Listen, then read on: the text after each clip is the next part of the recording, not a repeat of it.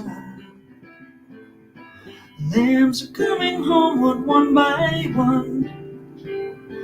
Heard a sheep bell softly calling them along the little road to Bethlehem.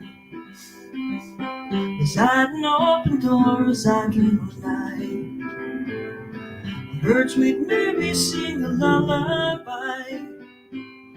She sang about the lambs at close of day, rocked her tiny king among the hay.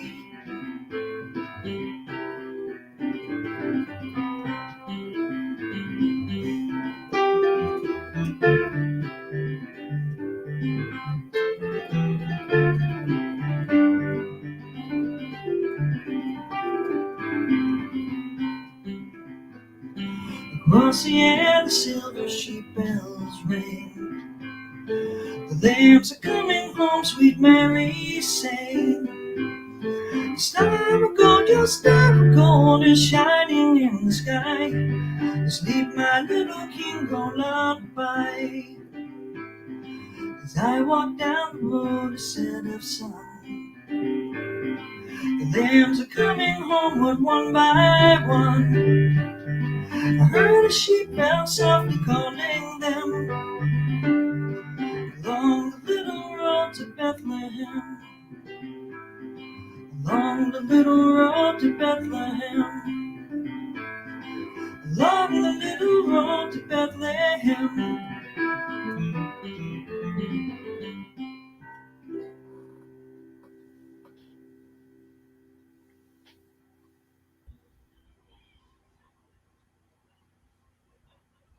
Thank you, Barbara.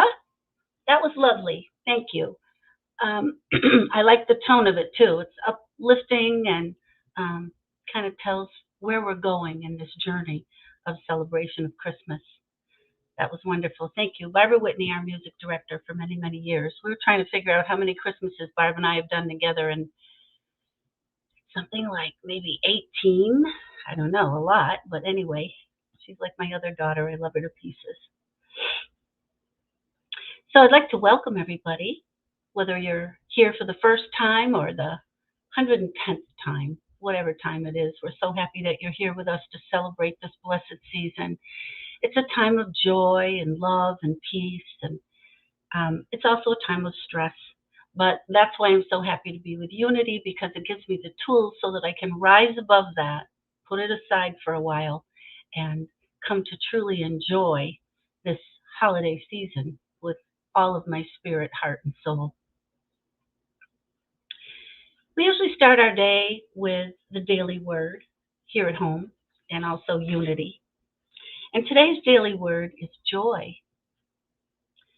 And our affirmation, what we want to say to ourselves today is, I feel fully alive and joyous. So even in those times when you start to feel your mood kind of drop, you can just say, I feel fully alive and joyous. You'll start to feel it. I feel the joy of God within me as a gentle spring bubbling up within my heart and bringing energy to all that I do. The reassuring feeling is a sure sign that I am living in harmony with my true spiritual identity. I discover joy by connecting with the Christ within. As I become a greater conduit, I find renewed kindness and love to share this holiday season. I express compassionate love as I align my heart with the great heart of God, which beats with a steady rhythm of joy. I share joy through selfless service. Every day offers an opportunity to make a difference by lifting up others with a considerate gesture or a quiet word. Each act of kindness fills my heart with joy. And the scripture that goes with this for today is Isaiah chapter 51, verse 3. For the Lord will comfort Zion. Joy and gladness will be found in her, thanksgiving and the voice of song. Again, the affirmation is, I feel fully alive and joyous. It's a great thought to carry with you through this busy, busy day.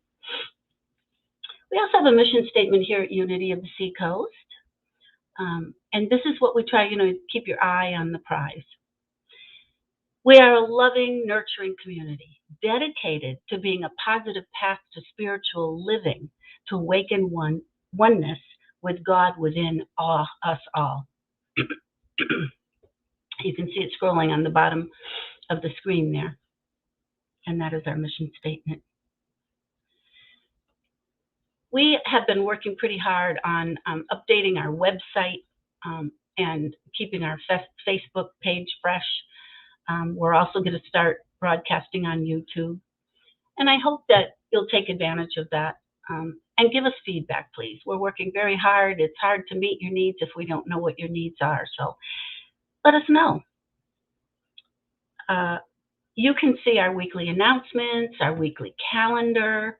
There's a place to donate on our webpage. There's some writings, spiritual writings by members of our church, but also from the founders of Unity. It's really a cool place to go. And there's links, there's Unity Radio, which you could listen to, the Daily Word. There's just all kinds of wonderful resources on our website. And I'm excited about YouTube, having us on YouTube. I think it's a much easier way to reach people with one click. If you happen to have missed a service or a meditation, you can go to the website again. It's all archived there, so you can go back and see some history and check it out. The donate button is just easy. It's one click. It's a platform called Tithes, which I really like. I find it to be very easy. Some of the sites, when you try to donate on them, are very complicated. This one's very easy, and we do appreciate it. And I would like to say at this time that for those of you who donate regularly, you are the backbone of this church.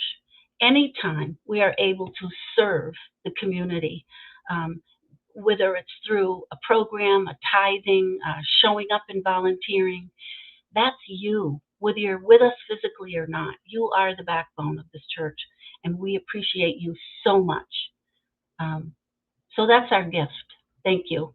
You gift to us all year round, and we really appreciate it. We do have a new mailing address. I wanted to bring attention to. The mailing address is new. We've moved the mailbox to Dover. It's closer for us to get to. So you would mail a check to Unity of the Seacoast, Post Office Box 1476, Dover, New Hampshire, 03821. We would appreciate that as well. Thank you. Charlie Richard, my husband, does a first Monday of the month meditation, so he will be doing that the first Monday in January. It's at 7 p.m. If you are not able to tune in at that particular time, they are archived on the website, so you can go back. And there are a couple that we do regularly because they're just so helpful. There's a sort of a whole body, longer one that, boy, especially during the season, we need to relax and release so that we can be prepared for all the activities that we're involved in. Our Christmas Eve service is set, and it's just, I really hope that you'll take the time to watch it. It's wonderful. We've got Reverend Russell Highland from Unity of Fairfax, who is just so dear and wonderful. Reverend Sandra Campbell, who's the president of the Unity Urban Ministerial School, who, again, oh my goodness, what a presence she has. It's just wonderful. Our musical guest will be Faith Rivera, and if you're not familiar with her, you're going to love it. What a cheerful, uplifting, beautiful angel this woman is. So it's going to be on our Facebook and our YouTube channel at 6 o'clock Christmas Eve. And I do hope you will tune in. It's really very special. It will be a nice tradition. It's our second annual Christmas Eve service with special guests, special music, and it's really a wonderful way to spend Christmas Eve before you visit with family or whatever your traditions are. Another tradition we have is the Burning Bowl ceremony in January. This year it'll be January 2nd. And this is a time where it's a visual and physical expression of releasing, letting go. It's just a wonderful thing. Um, when we were able to do it live, we would have a ceremony of people walking up to the bowl and dropping it in. But we can do it virtually just as well. It's a process of learning to kind of clear the plate for the new year coming, letting go of things that don't serve us.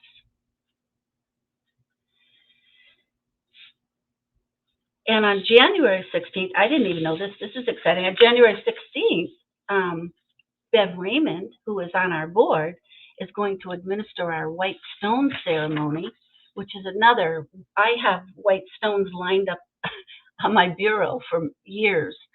It's a powerful, powerful ceremony of vision, a vision of who we want to be and what we want to do. It's a wonderful, wonderful ceremony. Um, and I think that's it, except that I do want to remind everybody that January 16th, right after the service, is our annual membership meeting, and we really need you there. We need you to show up. You will receive, a link to be able to be there. And after service today is our board meeting, and you will, it's scrolling across there, you'll be able to join us today for the board meeting. You might want to do that because some of the things on the agenda are going to be voted on January 16th by you, the members. So I hope you'll be there today and January 16th. And we also have a special greeting that we do here at Unity. And oh boy, I've been able to do this in Unities all over the place, and it's just so wonderful to meet people who open their heart and their soul to you in this greeting, which is the Christ in me sees and honors the Christ in you. And we say, Namaste. There's someone in the room with you to do that greeting with them, or you can do sort of a virtual namaste to anyone. Maintain seeing that Christ in the people around you and honoring it. And now we'll hear from our beautiful Barbara again.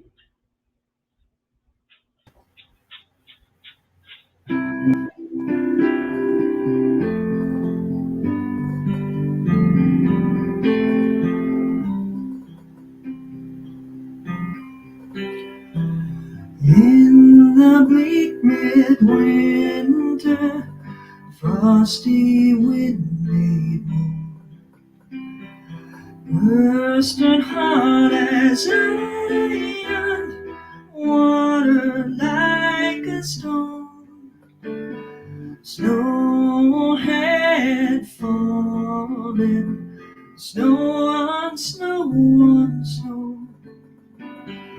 In the bleak midwinter, long, long ago, angels and archangels may have gathered there, cherubim and seraphim throng through the air. But his mother only in her maiden bliss worship God beloved with a kiss.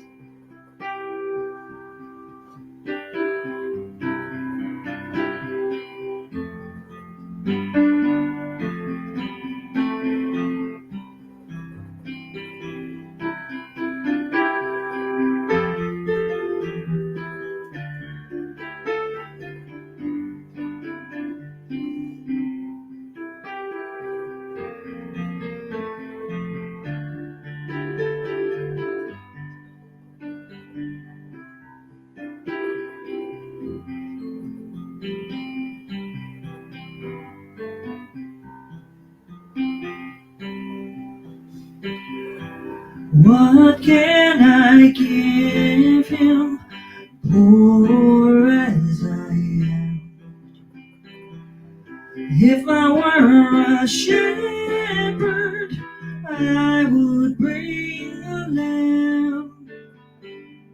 If I were a wise man, I would do my part.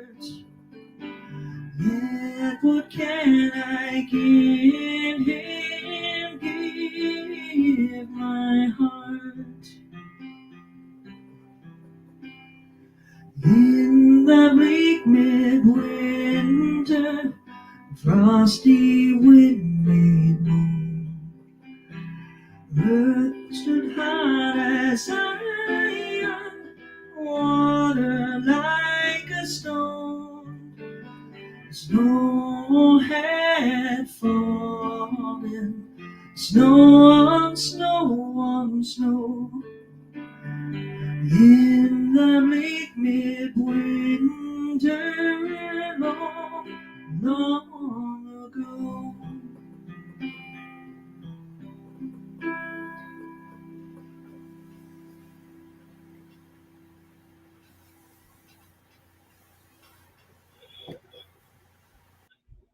Barbara, thank you. I have to make a comment as a vocalist myself. You're amazing.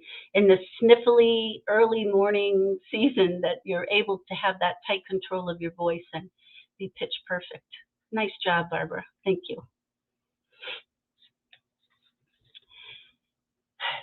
Today is a special day in many ways. One of the ways is it's our last regular Sunday service before Christmas Eve. And another way is it's a day to honor someone who has been a true gift to us, to me personally, for the past few years. I mean, a true gift in my spiritual journey, in my daily life. And I'd like to celebrate our Reverend Tom Schindler's birthday today with him, for him. He's a very special man, and he is a gift, truly. He understands what a gift everyone around him is. He sees us for who we are. He accepts us. He loves us. He's quick to forgive.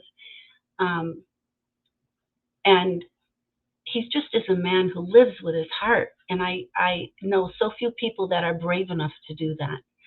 And so I'm looking forward to hearing what our dear Reverend Tom has to tell us today. Happy birthday, Tom. Thanks, Lynn. Barb, thanks. That last song was great. Thank you. I closed my eyes and I was entrenched in all the words, and that was just beautiful. Thank you. Thank you both again. I do love you guys. I hope I say it enough, and if I don't, remind me to say it. So welcome, everybody. This, our 4th week of Lent. I'm only going to light the one candle today because the other ones are burning down, and Casey would be very upset if I lit the house on fire. I generally try not to do that each day.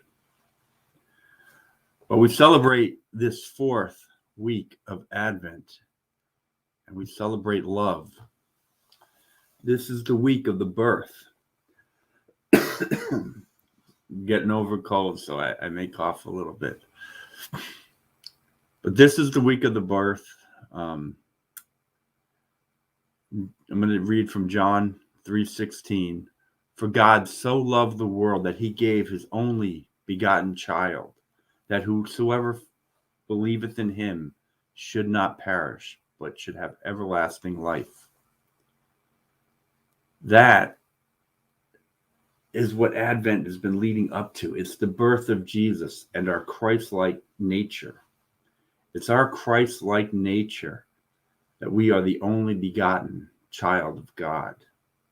Because we get to exercise love in each moment of our day. We get to express freedom of choice like no other creature in the world. This is a gift of love from its highest form. I'm going to borrow a bit from Truth Unity site here. The metaphysical meaning of love. Love, the pure essence of being, that binds together the whole human family. Of all the attributes of God, love is undoubtedly the most beautiful. In divine mind, love is the power that joins and binds in divine harmony the universe and everything in it. The great harmonizing principle known to man. Divine love is impersonal because it loves for the sake of loving. It's not concerned with what or who loves it, nor with the return of love. Like the sun, its joy in its shining forth to us of its nature. Love is an inner quality that sees good everywhere and in everybody. And it insists that all is good by refusing to see anything but good. And it causes that quality finally to appear uppermost in itself and in all things. Love is the great harmonizer and healer. Whoever calls on God as Holy Spirit for healing is calling on divine love. Divine love will bring healthy, happy, harmonious, and free love to you. Love, therefore, is the fulfillment of the law. Love is a divine attribute. It's in an idea, in one mind. God is love, and love is God, or a quality of being. The difference between divine love and human love is that divine love is broad and unlimited, a universal, harmonizing power, and human love is based on personality. And by establishing ourselves in the consciousness of divine love and expressing that love at all times, we are helped to fulfill the command, love your enemies, do good to them that hate you, bless them that curse you, and pray for them that despitefully use you. When love is established in the consciousness, it will draw to us all that we require to make us happy and content, to bring all that really belongs to us. We develop love in our heart by asking the daily that the infinite love of the Father be poured upon us, by praying, by meditating, and affirming that we are one and express at all times the perfect love of God.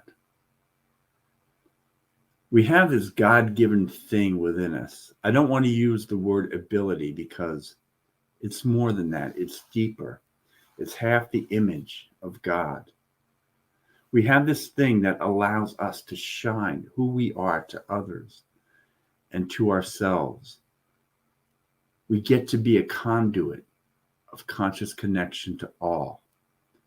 We have this power to forgive, to raise each other. And the birth is a symbolism of love at its most basic form. Who does not see a baby, a kitten, a puppy, a small newborn, anything, and not feel love? The birth of another is a rebirth of something within us. God is love. That love is part of what incarnate is within us. We are a channel for that love. And oftentimes we feel split or separate from others, and it's not something that we intend, but there are divides, there are generational gaps, gender gaps, racial gaps, allegiance gaps, some big, some small, gaps between sports fans from other teams. But there's always commonalities, and love bridges those commonalities. Love allows us to communicate even when we do not have the words. When John said, "Prepare the way of the Lord," he was saying, open your heart to something new. But he meant open it lovingly. Mary and Joseph opened their hearts to love. As I've mentioned, the 4 stages of Advent are hope, peace, joy, and love. These are the 4 stages of consciousness that lead up to the birth of faith. And love is that final stage. We need to love ourselves to give birth to our new self. We need to love ourselves to let go of those parts of us that no longer serve us. It takes a lot of love of self to rebirth who you are. Did anyone do that exercise last week of talking to the baby about telling her about yourself? Did you leave out parts of you that did not work? Did you paint a loving picture of yourself? That loving picture is you. I know each of you are that person. There's not a lot to change, but we all try to live up to the best version of who we are, because that's a loving act to ourselves. It begins in this final stage of Advent. It begins with love. You know, all of us are good at bridging the gaps between each other. We're helpful when we care about each other. But are we good at bridging the gaps between who we are and who we want to be? That takes special work. And that's the idea of a new birth. For God so loved the world that he gave his only begotten child, that whosoever believeth in him should not perish, but have everlasting life. Imagine that baby in the manger. Maybe cool or cold, gets down to the low 40s over there this time of year. That's cold for a baby fresh out of the womb, but surrounded by love, wrapped, kept warm, the soft light of a fire. It's not a 5-star accommodation, but perhaps it's the most loving image we could paint of welcoming a baby into the world. And each of us are that only begotten child of God. When we are born into that and we realize it as such, we are bathed in warm light. We are wrapped in love and protection. And all we know is provided for. Take time to feel that. We have this wonderful ability to feel at any time. Hold your face toward the sun now and then and think about how much life has bathed you. It's available to us always.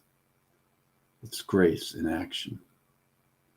Love is an action as much as it is a feeling. It's all encompassing for each of us.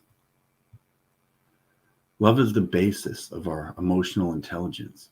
We cannot successfully interact with life until we can openly love life. Love of self, love of others, and love of God and all that God represents is the key to it all. It's why Jesus chose those three above anything else. It's the key to wholeness, to healing, to human connection, to raising your thought consciousness, to healing your mind.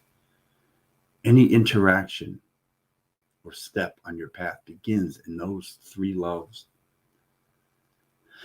It's in a sense a holy trinity: love of God, love of self, and love of others. And the most awesome thing about this is we get to do it all in our own way. We are loved so much that we each get to do God's will as our own. What's your will? What do you want to be? What are your interests? What are your dreams? The world needs everyone to be in their own way. My brother found joy in being a plumber. He really loved it. In his eyes, the plumbers were the backbone of society. That was God's will working through him. He felt fulfillment when creating in that way. I remember working with him on a high school in South Florida. We had to install roof drains, big 10-inch cast iron pipes being suspended from the ceiling. And he was in his glory. That was what he loved. The world needs plumbers. Think of anything and it's needed. You could work in a factory and you're needed. You could be a seamstress and you are needed. Your will becomes God's will. Imagine that. You are so loved that whatever you want or whoever you are is God's will. It's not the will of others. It's yours. Making your choices got you in your life to this moment, and it will take you to the next. Your choices. That's love. You've heard me say this before, and you'll hear me say it again. What is life? Life is to use freedom of choice to co-create the best life for you and to the benefit of others in our world. A life grounded in wholeness, love, empathy, and compassion, and wisdom. To become interactive in our evolution and to live in as many moments as possible. But how you do it is up to you. What more do you need to see than that you are loved? Jesus' whole life was a demonstration of this. He opted to look at life and God through his own lens. He challenged the norm. He walked and spoke to others. He taught us to challenge, to rise above the hypocrisy of what we see. He taught us that we will overcome all and to rest assured that we'll all be okay. He taught us to ask and it will be given. To know that we are abundant, to know we are loved. I tell you all the time that I love you, but that pales to the fact that you are loved by God, because all God is there for your interaction to better yourself and to live the lives that you're meant to live. We get to pass that on to others. You know, I talk to Lynn a couple times a week, and if you ever want to see Lynn smile, talk to her on the phone. You can hear her smile come across. You can see it in your mind's eye. God's love is that on a grander scale. God is always smiling upon us. It's there in the song of flower, the sense of each new season. It's there in each new interaction with anything. It's there in each new idea that enters your consciousness. You get to use your mind's eye to see it all as love. And you get to attach yourself to it at any and at all the moments. I remember after my heart surgery 2 years ago, they told me my kidney would probably not survive. And they sent in a therapist to talk to me because they thought I was in denial. They obviously had not heard of Myrtle Fillmore. But the therapist came in and chatted, and I reassured him that I was okay, that I knew I'd be fine no matter what. But he came in every morning after that initial visit. We never talked about me after that. We talked about him. And the day I was being discharged, he came in and told me that he came back each morning because it made him feel better and it helped him get through the day with a positive attitude. My heart doctor followed in later in that day and told me the same thing. Because we get a choice to act and react in love in as many moments as possible. And the world responds. The world responds so much to the love of that baby that 1/3 of our planet's population believe in him. And then if you take those three principles, love of God, love thy neighbor, and love thyself, I suspect most of the world believes in that. You can use different terminology. Love the thing that gives you life, provides all we know, including what we do not understand. Love yourself and love others. It does not take a certain type of religion to understand those concepts. It just takes awareness. You know, when I see the smile in Lynn's voice, I'm simply being aware. People were drawn to Jesus as a baby. They were drawn to that sacred moment of his birth because we can all connect to that tender moment. We have all felt helpless and filled with love at the same time. We've all needed to be kept warm and safe until we could rise to who we are. All the best in you grows to share who you are, just like it did with Jesus. And he teaches us this since his birth. His mission was to teach us how to raise our lives to something that means something to ourselves and to others. Everything he taught was about teaching us to raise ourselves, to be our own Messiah. He taught us to serve ourselves and not wait to be served. In other words, to take action in our lives and not wait for life to lead us randomly. To raise ourselves begins with loving ourselves. He shows us by loving us that he is demonstrating loving thy neighbor because we are his neighbor. He's showing us how a loving God brings all this to fruition. That is sacred, my friends. To love is sacred. And to see it in the gentleness of a newborn, that's sacred. Unjaded. Unjaded love is what we strive for. People say unconditional love, but it's really unjaded love. Because love does have conditions. Sometimes we need love limits to feel the love. We need love limits on how to be treated or how to treat others. A parental bond has limits and rules to make sure that we are safe. But unjaded means that we see the love in all, even in the limits. Baby Jesus is unjaded, and he grows up and does not let the world jade him.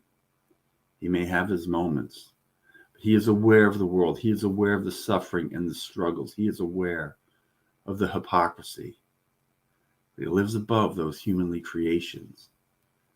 He does not let it jade his love. He does not carry it with him. Wipe the dust from your feet. Forgive those, for they do not know what they do. We respond to love like nothing other. We respond to the hope and the feel of love. 1/3 of the population was drawn to this man because of his concept of love. So much so that we tried to emulate it. We want to be conduits of love. We want to forgive better. We want to love others more. We want to be loved by others. And mostly, we want to feel love from within. There is reassurance in the love that he speaks of and that he represents. To know that we matter, the one, as much as the rest of the flock. This week, as Christmas approaches, we will all interact on a different level. We will wish people a Merry Christmas, Happy Holidays, or any other greeting. There's a sense of kindness in the air. Take that and carry it. Carry that love like a gift to all that you encounter. Look around and love all that is, because it is a gift to you from God. And then love yourself to recognize that the love flows and you can be proud of who you are because you are God's will in action, in your own form, in the way that you choose.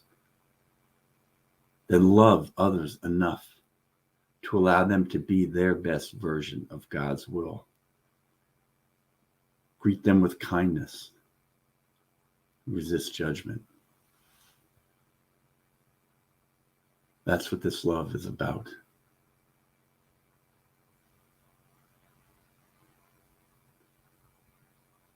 And as we step away from this, I would like us to turn our prayers to others and ourselves and take a moment to think of those in need.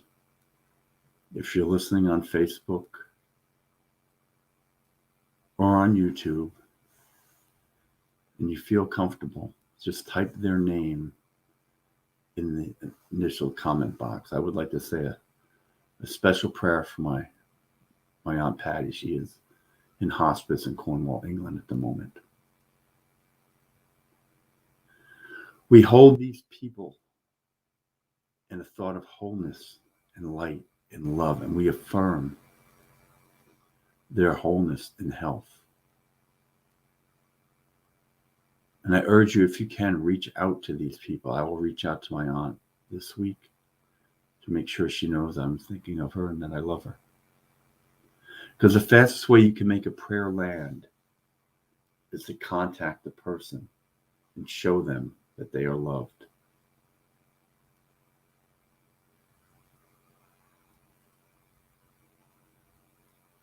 And then there's another prayer we do. It's a prayer of tithes and offerings. Lynn mentioned we have the website with the Tithely button. which you can donate. There's also the mailing address if you feel like writing a check. But we know that to give, we open the door to receive. So join me in placing your hand over your heart, repeating the affirmation of tithes and offerings. Divine love, as me, blesses and multiplies all that I am, all that I have, all that I give, and all that I receive. And so it is. Now we have a nice treat today. Do something a little different instead of a meditation. I've asked Lynn to do a reading for us.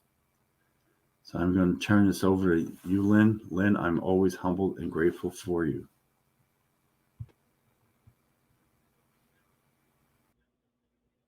Thank you, Tom. It's a treat for me, too.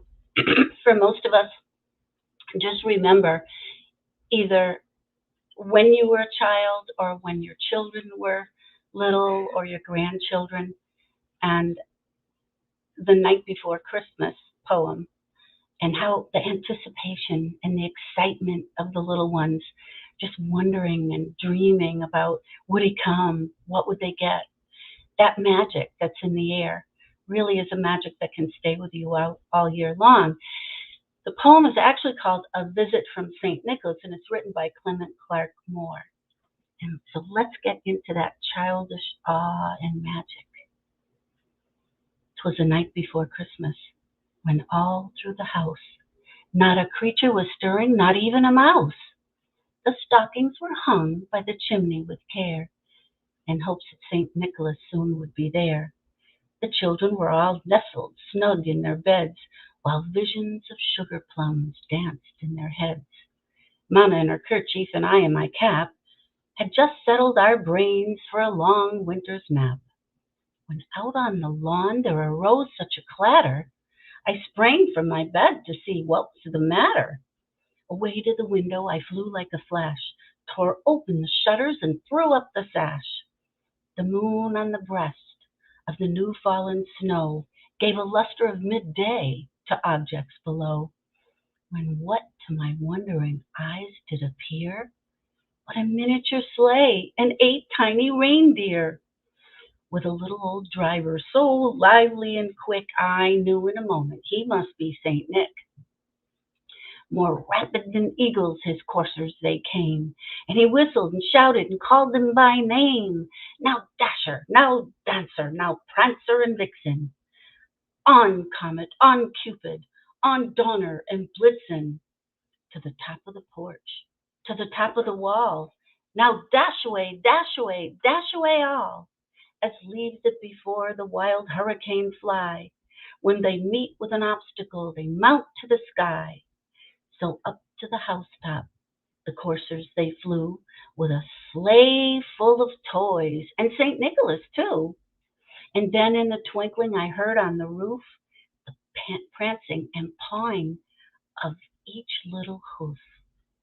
As I drew in my head and was turning around, down the chimney came St. Nicholas with a bound.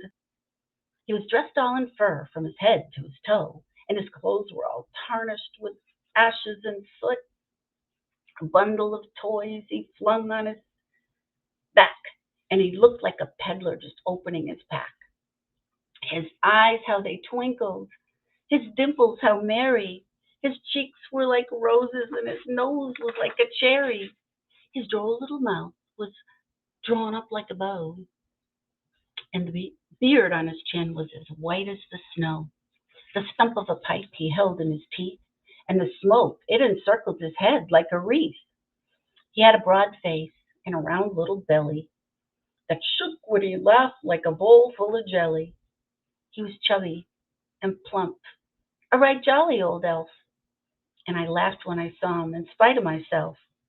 A wink of his eye and a twist of his head soon gave me to know I had nothing to dread. He spoke not a word, but went straight to his work, and filled all the stockings and turned with a jerk. and laying his finger aside of his nose, giving a nod, up the chimney he rose. He sprang to his sleigh, to his team gave a whistle, and away they all flew like the down of a thistle. But I heard him exclaim, ere he drove out of sight, Merry Christmas to all, and to all a good night. Merry Christmas. Thank you so much, Lynn.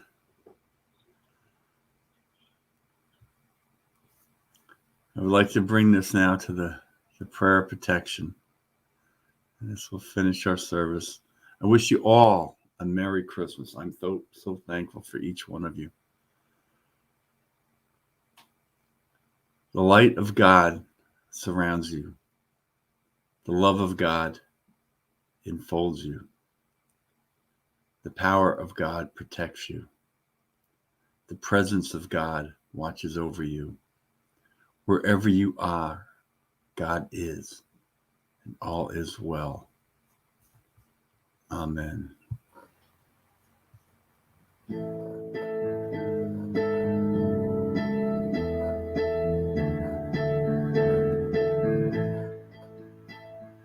Love came down at Christmas. Love on lovely, love divine. Love was born at Christmas. Stars and angels gave the sign. Stars and angels gave the sign. Love shall be our token. Love be yours and love be mine. Love from God to all of us. Love for plea and gift a sign. Love for plea and gift a sign.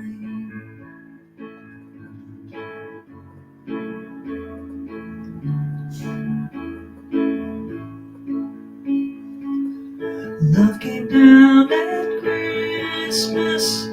Love on lovely, love divine. Love was born at Christmas. Stars and angels gave the sign. Love shall be our token. Love be yours and love be mine. Love from God to all of us. Love for plea and gift a sign.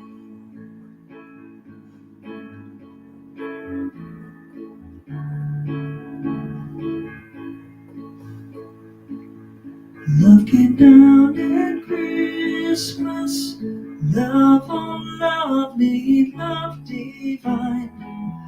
Love was born at Christmas. Stars and angels gave the sign. Stars and angels gave the sign.